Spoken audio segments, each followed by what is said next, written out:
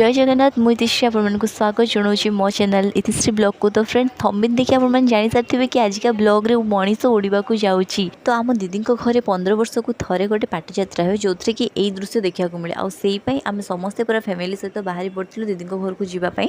आम मिठा किणा चलती मिठा किणा पर आम दीदी घर को जीवु।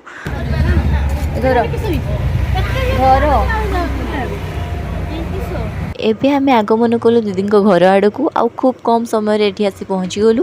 आसला परे एठी कौन है जानते एठी आसला परे आमे देखिया को पाइलु कि तांको घर को जड़े सिक्यूरीटी गार्ड जगिकी अच्छी। आउ से सिक्यूरीटी गार्ड को फर्स्ट शिकार तो मु ही गली भाई। ए भाई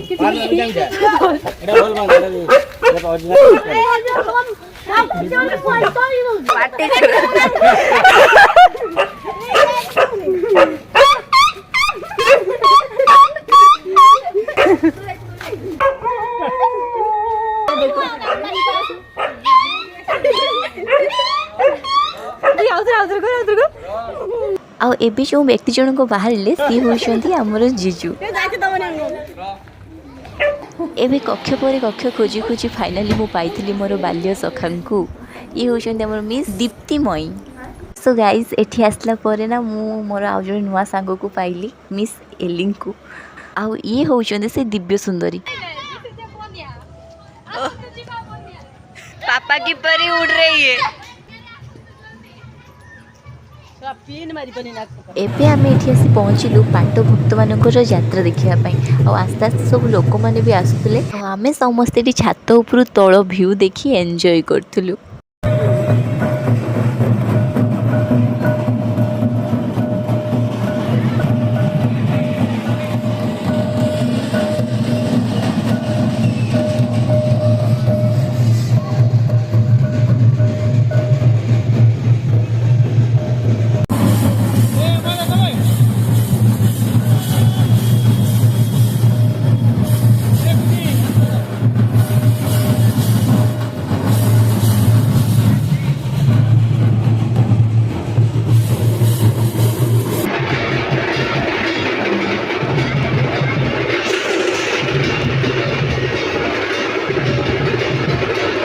यही सब रथरे बसते सब भक्त मैंने पाट जो मैंने पैता पकईले।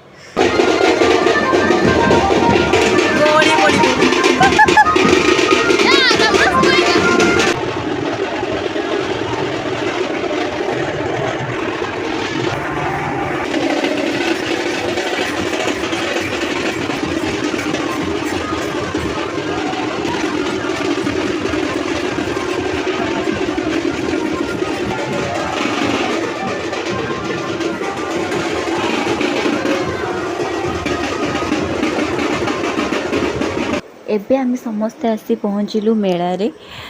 आज एमती किसी देखिली कि जोटा केबे भी मु देखि नथिली।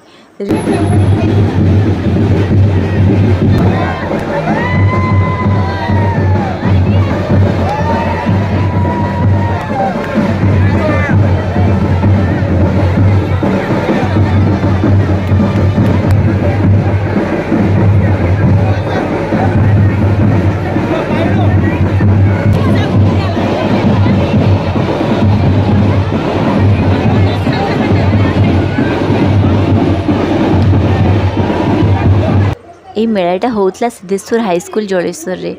आशा करुँच भिडियोटा आपको भल लगी। आदि भिडियो आपको भल लगी तो लाइक करूँ, कमेंट करूँ, आउ फ्रेंड्स मान सहित शेयर करूँ, आउ सब्सक्राइब करने को तो जमारू भी भूलुनी।